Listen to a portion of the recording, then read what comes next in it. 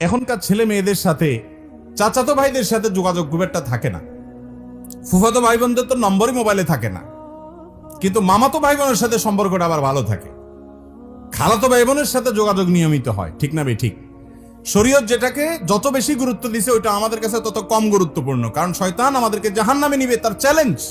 এজন্য সে ওইভাবে আমাদের কাছে জিনিসটাকে উপস্থাপন করে।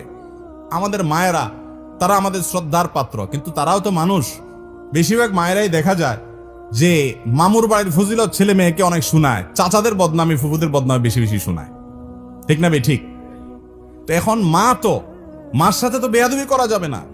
তিনি যদি আপনি বুঝতেছেন যে মা অন্যায় করতেছে, ভুল করতেছে, আপনি চুপচাপ থাকবেন, কোনো বেয়াদবি করবেন না, তর্ক করতে যাবেন না, কিন্তু নিজের দায়িত্ব আদায়ের ক্ষেত্রে ঠিকই আপনি ঠিকটা করতে হবে। কথা কি বুঝাতে পারছি?